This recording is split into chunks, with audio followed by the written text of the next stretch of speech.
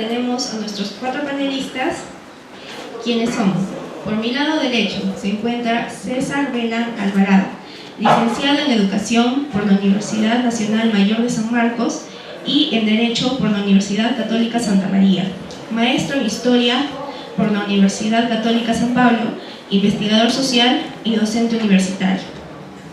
Al lado de él se encuentra Gonzalo Flores Castro Lígano, licenciado en Administración de Negocios por la Universidad Católica San Pablo, maestro en Filosofía con mención en Antropología por la Universidad de Piura, investigador social y docente universitario.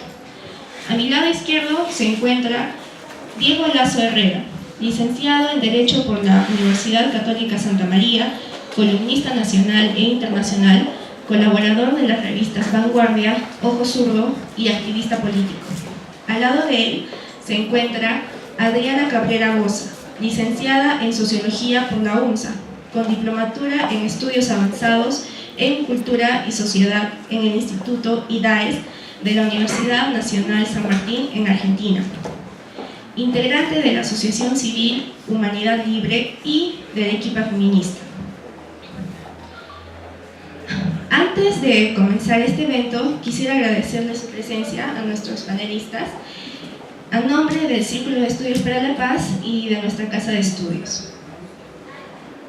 Bueno, al ingresar, a cada uno de los asistentes se le ha entregado un pedazo de hoja en el cual podrán escribir una pregunta dirigida a los panelistas. 2 miembros del Círculo de Estudios para la Paz se encuentran a los laterales izquierdo y derecho y van a seleccionar las preguntas que responderá cada panelista. El tiempo. Cada pregunta tiene un tiempo establecido que será indicado al término de cada pregunta. Un miembro del Círculo de Estudios para la Paz estará situado en la parte derecha indicando el tiempo restante. Cabe señalar que no se permite ninguna conducta lesiva ni lenguaje soez. Esta indicación va dirigida tanto a los panelistas como al público. Ahora, el debate va a consistir de 4 bloques. Cada bloque tiene un tema. El primero, sobre género. El segundo, sobre ideología y enfoque de género. El tercero, sobre políticas públicas inspiradas en el enfoque de género. El cuarto, sobre la malla curricular. Damos inicio al debate. Primero, sobre género. La etimología de la palabra género proviene del latín genus, generis, refiriéndose a la clase o al tipo natural de las cosas. El término nació como una categoría gramatical para sustantivos y pronombres, como ha logrado evolucionar y trasladarse hacia las ciencias sociales. ¿Cuáles serían entonces las connotaciones actuales del término género? Cada ponente tiene 2 minutos para responder la pregunta. Empieza el licenciado César Vela. ¿Cuáles serían entonces las connotaciones actuales del término género?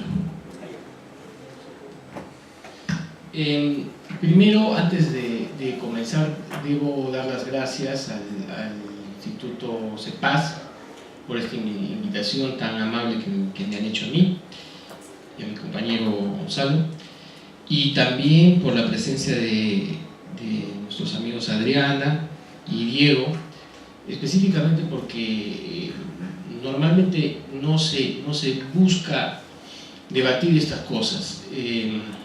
Tengo entendido más bien yo que el instituto se ha acercado a entes del Estado como el Ministerio de la Mujer o el Ministerio de Educación para invitarlos a conversar con nosotros sobre esto, y ellos simplemente han dicho que no, porque la política pública es decir no al debate y sí a la exposición de ideas. Entonces eso es una cosa complicada. Por eso es doble la satisfacción de estar con Diego y Adriana, que sí quieren conversar sobre este tema. Bueno, ya yendo al punto específico,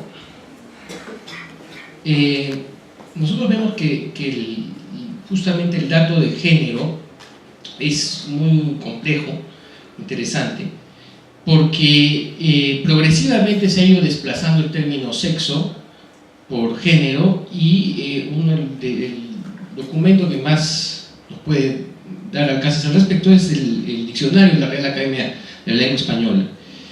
El diccionario en el Panhispánico de Dudas en 2005 señalaba lo siguiente: las palabras tienen género y no sexo, mientras que los seres vivos tienen sexo y no género. Lo decía así explícitamente.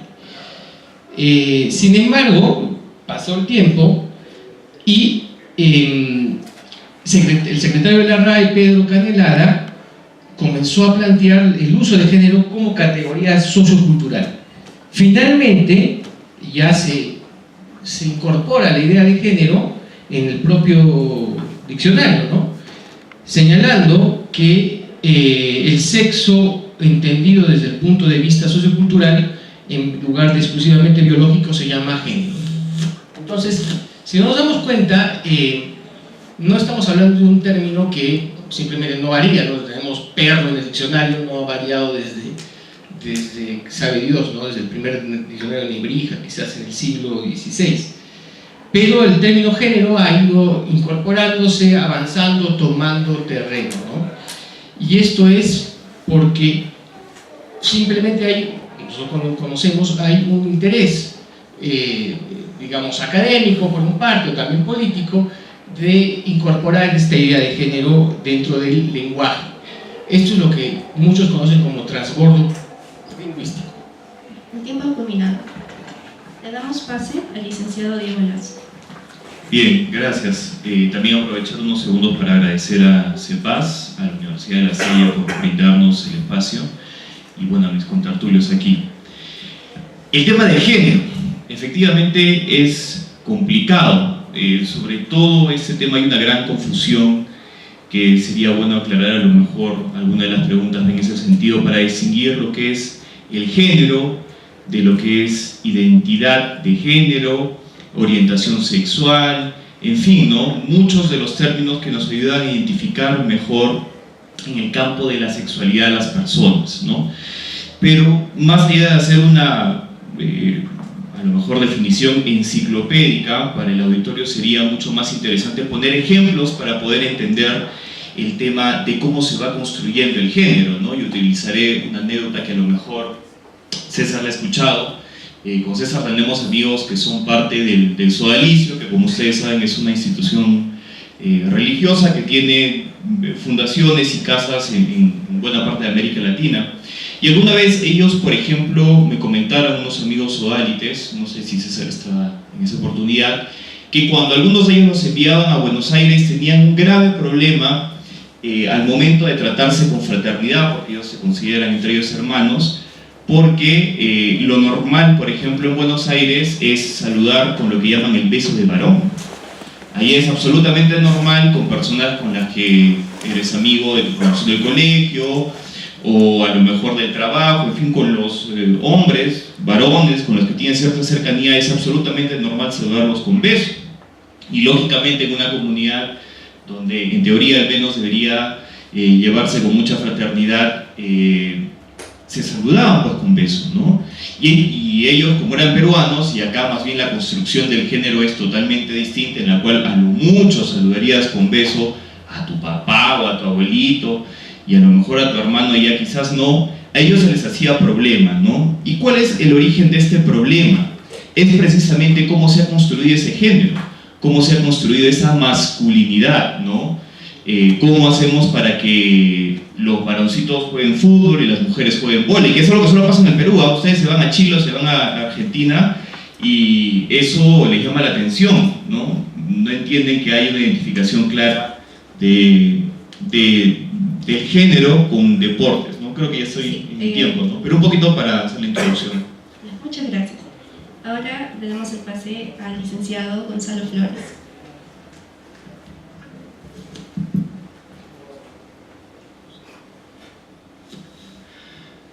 Muy buenas tardes, igual que mis contertulios, agradecer en primer lugar estar aquí y agradecer el espacio a la Universidad de La Salle.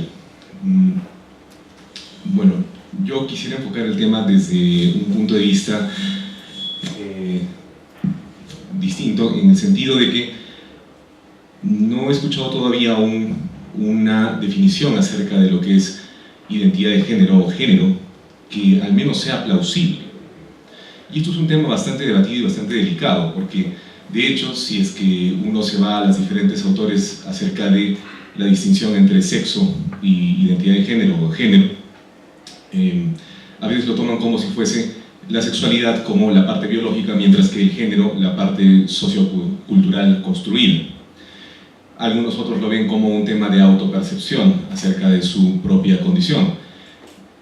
Sin embargo, no hay un acuerdo al respecto, con lo cual uno podría estar teniendo un término que justamente es tan ambiguo, tan abierto, que puede ser demasiado manipulado o interpretado de muchas maneras. Con lo cual, yo diría que es un reto, al menos para esta mesa, precisamente tratar de dar alguna definición plausible, acerca de lo que es la identidad de género o género, con independencia de lo que es el sexo biológico. Yo creo que eso va a ser un tema bastante interesante como para poder conversar. ¿Qué más? Sobre las connotaciones actuales, solo para que vean un poco la confusión, y ya que tengo algo de tiempo al respecto, han habido diferentes momentos, diferentes olas. Algunas personas que sostienen que hay un sexo y una identidad de género que se distinguen. Uno puede ser de sexo masculino o macho, por poner a Judith Butler de ejemplo, y tener algún tipo de rol o identidad de género femenina o de mujer. Pero en otros aspectos, como por ejemplo la Human Rights Movement en Estados Unidos, sostendría que el género más bien incluye el aspecto sexual o biológico y lo limita a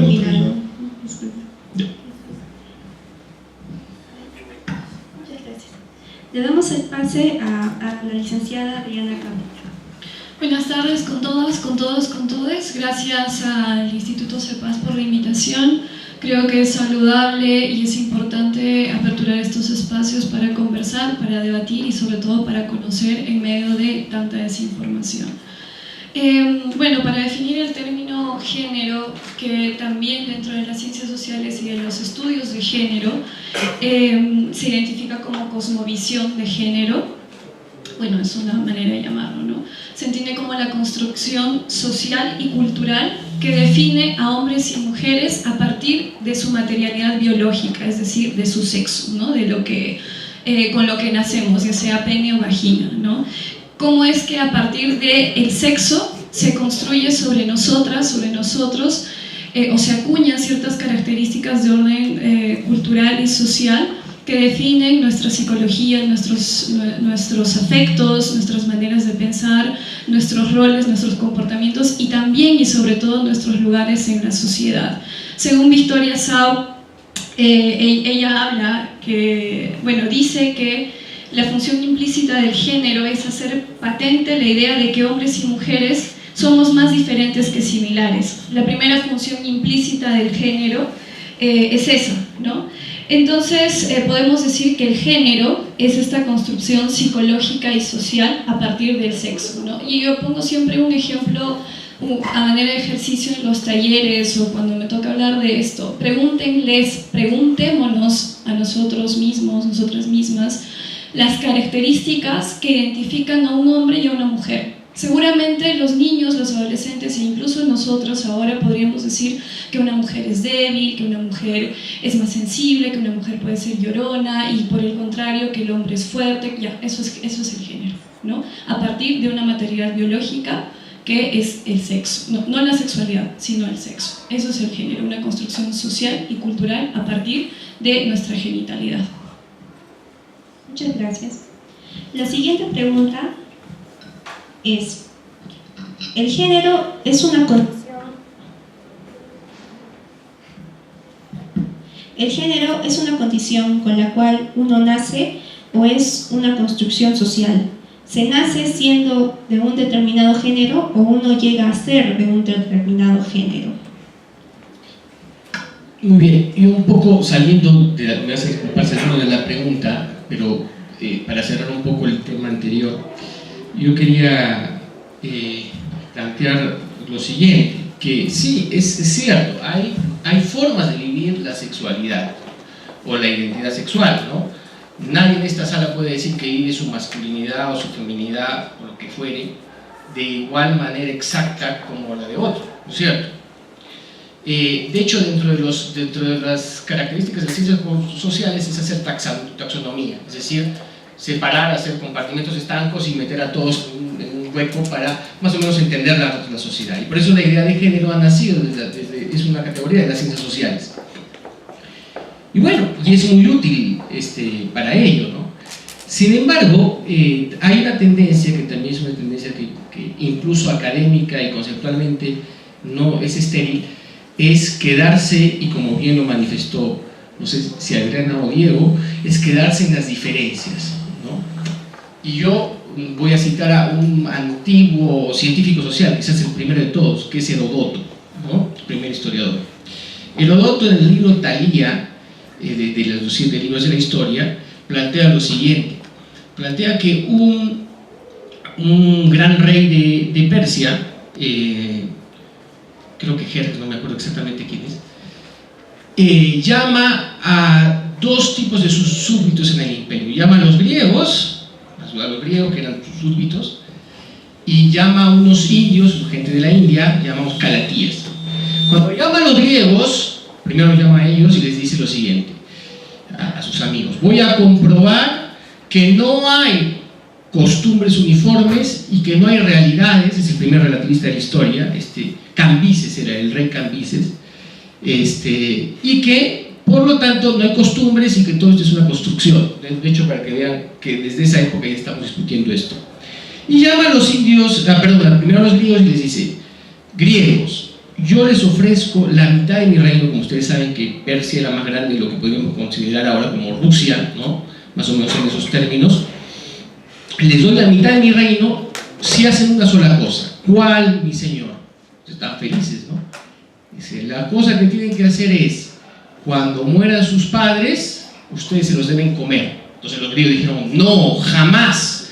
Nosotros quemamos nuestra tradición es quemar a nuestros antepasados, y por todo el oro del mundo no vamos a quemar a nadie, a comer a nadie.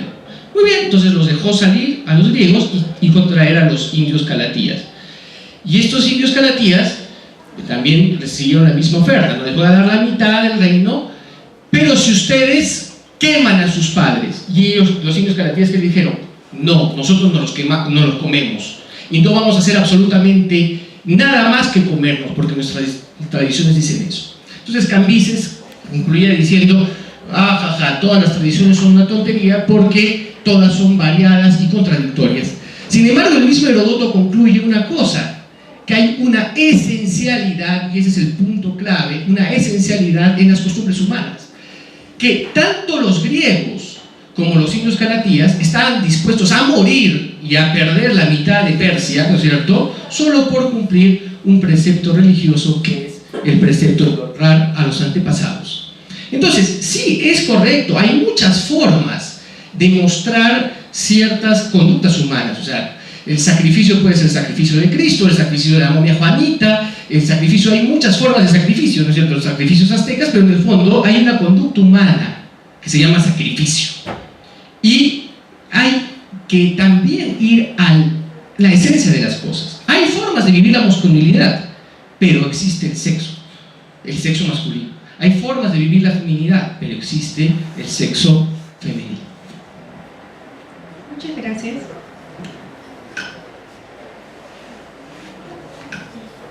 Sí, podemos hacer. Sí. Bueno, un poco retomando la intervención anterior para tratar de responder específicamente esa pregunta, ¿no? ¿Con el género se nace o se construye?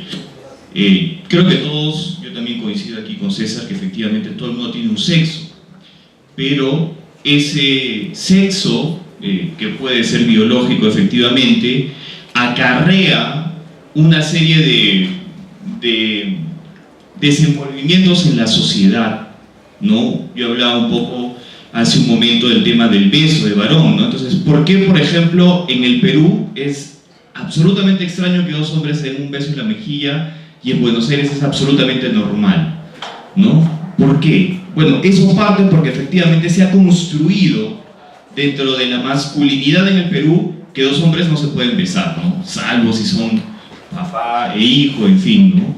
O por ejemplo, aquí veo que hay muchachos del San Juan Bautista, ¿no? Que están allá arriba. Entonces, yo les pregunto, ¿por qué en el Perú el vóley se asocia como un deporte de la feminidad? O sea, ¿dónde pasa? ¿En qué momento se escribió eso?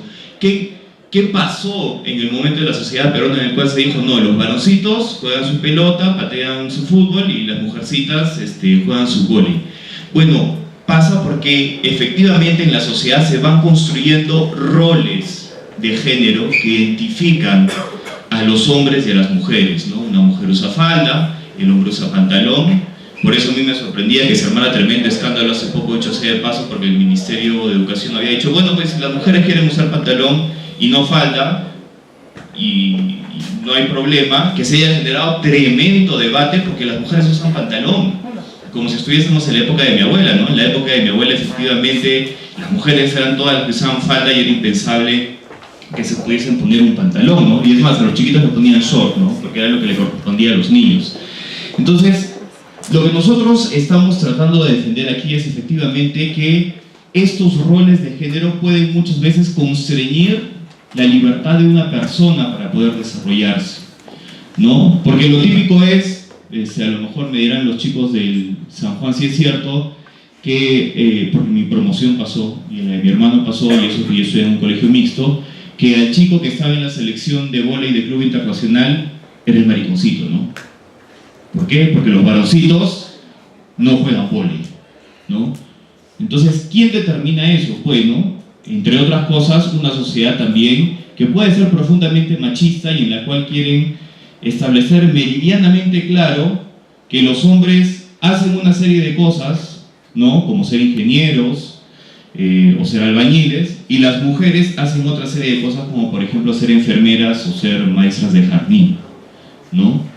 Entonces, por supuesto que a lo mejor por un tema incluso de físico puede ser cierto que un hombre o una mujer desempeñe una labor más o menos bien, pero tratar de establecer eso como una norma inquebrantable y tratar de encasillar a un individuo por el tema de su género, hombre o mujer, en un rol específico del cual no puede salir, eso a mí me parece un atentado grave contra su libertad, y creo que en la sociedad actual que se está transformando se va dando cuenta cada vez más de eso. Entonces, por supuesto, a las mujeres a lo mejor se sienten más seguras pues yendo al colegio con un pantalón, ¿no? Porque, qué sé yo, pues ya sabemos lo que pasa, ¿no? Que pasa un ventarrón y les levanta la falda, ¿no? Cosas como esa. Y ellas, bueno, en todo caso, también pueden decidir y escoger si quieren usar un pantalón, ¿no? Sea por la razón que fuere.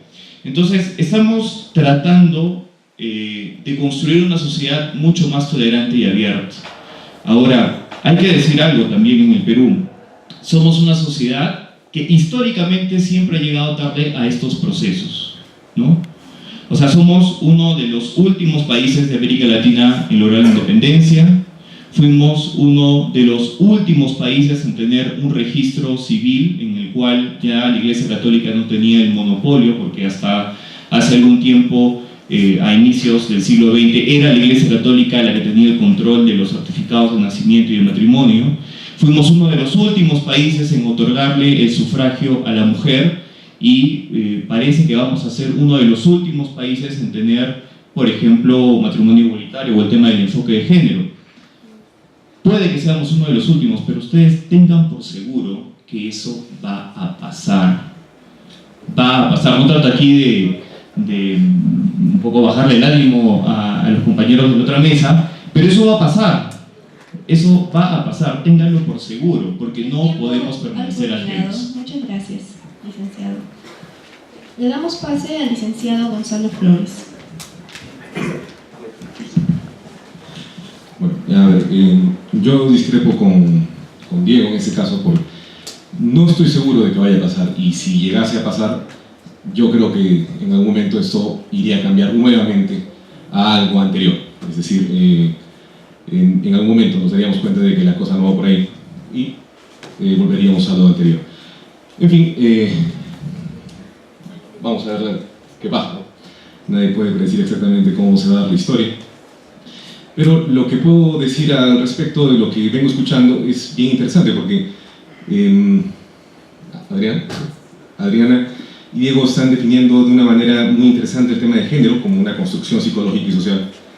Y hay un término que me gustó mucho que es a partir de lo que es nuestra base sexual o biológica. Ese término a partir es un poco confuso porque a partir eso quiere decir que con independencia de nuestra base biológica, o sea, construimos nuestra identidad de género a partir, es decir, tomándola en cuenta o sin tomarla en cuenta, no contribuye nada hacia nuestra identidad. Sería una pregunta como para que la puedan contestar, porque en uno u otro caso tienen varios problemas epistémicos. Por ejemplo, si es que no depende del tema biológico, está bien, mi identidad de género. Yo tengo cuerpo de hombre, pero me identifico con una mujer o con alguien que es asexual. Bueno, entonces, si no es mi cuerpo, ¿qué base objetiva yo tendría como para poder definir exactamente qué es lo que yo o cómo yo me identifico? ¿Solo mi subjetividad? ¿Solo es eso? Además de que había un tipo de dualismo cartesiano de fondo, antropológico, un poco gnóstico incluso. O si no, por otro caso, sí hay una influencia de nuestra parte biológica para nuestra construcción como identidad de género. Bueno, entonces en ese caso sí habrían algunos aspectos de comportamiento que están vinculados al tema biológico y que no son construcciones, con lo cual podrían haber una diferencia entre varón y mujer, al menos mínima, pero la habría. Por poner un ejemplo al respecto, un autor, ¿dónde está este autor? Robert Sapolsky, un último libro que ha escrito, Behave, en 2018, se lo recomiendo, un libro interesante, escribiendo desde una perspectiva atea e incluso determinista, biológica.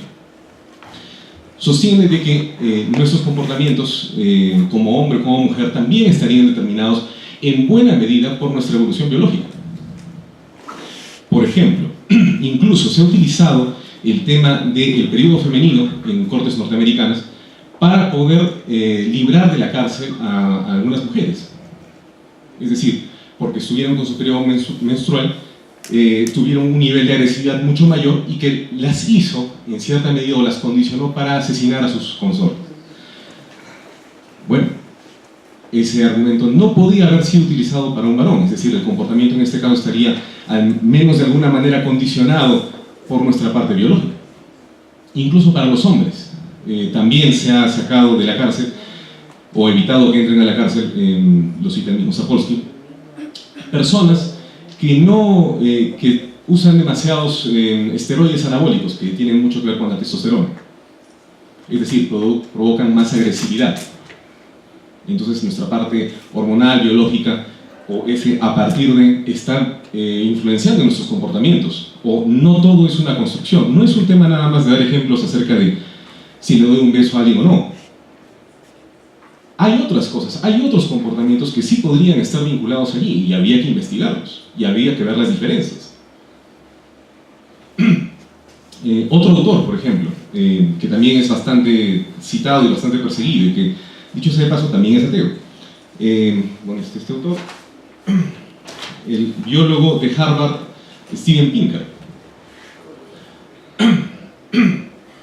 en su famoso libro The Blank Slate, o la tabula rasa, donde diría de que es un mito que seamos una tabula rasa, es decir, nosotros, nuestras ideas, nuestros comportamientos, nuestra forma de ver el mundo, está también condicionada por nuestro cuerpo, de tal manera de que habría una diferencia entre hombre y mujer, incluso en nuestra forma de percibir la realidad.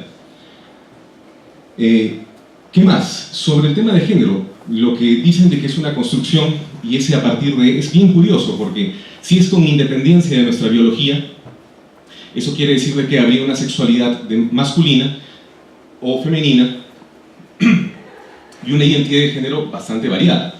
Sin embargo, no es la única manera de entender género. Como les dije en mi primera intervención, el tema de género también a veces está vinculado con la parte sexual, es decir, algunos autores sostienen de que el género determina mi sexo biológico. Muchas gracias. Le damos pase a la licenciada Adriana Cabrera. Gracias, licenciada. El género definitivamente es una construcción social. No se nace con el género, se nace con un pene o con una vagina Y es más, hay personas que nacen con un pene y una vagina, las personas intersexuales, pero parece que nuestra lógica heterosexual no alcanza a entender que existen estas personas con una biología distinta a la nuestra. Entonces, si el género es implícito a nosotros, a nosotras, cuando nacemos, desde que nacemos, ¿qué pasa con estas personas que tienen pene y vagina? Que antiguamente se les conocía como hermafroditas. ¿Qué sucede? Ahí hay un error de epistemia, ¿verdad? Y no es lo mismo ser asexual que ser asexuado, no es lo mismo, porque la asexualidad tiene que ver con la falta de deseo sexual, y el ser asexuado o asexuada tiene que ver con el hecho de no contar con una genitalidad, como los angelitos o los arcángeles, pero nosotros no somos ni angelitos ni arcángeles, ¿no? Entonces, Simone de Beauvoir, que es una de las grandes teóricas del feminismo moderno, del feminismo contemporáneo, una filósofa a carta cabal, ella plantea en su famoso libro El segundo sexo que no se nace mujer, se llega a serlo, y lo mismo sucede con los hombres, porque yo me hago la pregunta y les traslado la pregunta: ¿en qué parte de la historia del mundo, aparte de los escritos bíblicos que no nos representan a todos y no tienen por qué ser así, en qué parte del mundo de la historia dice que las mujeres o los seres que nacemos con vagina y con tetas, es decir, que tenemos una biología diferente a la de los hombres que nacen con pene, tenemos que comportarnos, pensar, sentir y ver el mundo de la manera en cómo hemos aprendido a ver? Nosotros no nacemos con el lenguaje, así como no nacemos con el género. El lenguaje y el género son dos dispositivos que se aprenden. Hay un caso muy famoso de los años 70, si no me equivoco, de dos hermanos que nacieron hermafroditas, como se conocía en ese tiempo, ¿no? Y que los padres decidieron que iban a ser socializados como varones o mujeres, no me acuerdo, como hombres, ¿no? De hecho, se les hizo una intervención quirúrgica para retirarles la genitalidad femenina, ¿no? Y se les dejó solo con la masculina, es decir, como un pene. Pero cuando estas personas crecieron, se dieron cuenta que no se identificaban como mujeres, sino todo lo contrario, que se identificaban como hombres. El género es eso que está ahí cuando nosotros y nosotras ya nacemos. Nosotras no nacemos siendo lloronas, siendo depositarias de la ternura y el amor. Nosotras no nacemos siendo sumisas, los hombres no nacen siendo fuertes, los hombres no nacen siendo violentos, los hombres no nacen con barba, ¿no? Por eso les decía, creo que es importante que les preguntemos a los niños, a los jóvenes, y nos preguntemos a nosotros mismos qué es un hombre y qué es una mujer, y que existen otras maneras de identificarnos y de representarnos y de denunciarnos en el mundo y en la sociedad, más allá de nuestra genitalidad, porque una cosa es el sexo y otra cosa es la sexualidad. Incluso dentro de las personas que nos identificamos como heterosexuales, tenemos una amplia gama de entender y ejercer nuestra sexualidad, ¿no? Entonces, todas estas categorías creo que sí es importante entenderlas, estudiarlas y conocerlas desde diferentes puntos de vista, no solo desde la biología, no solo desde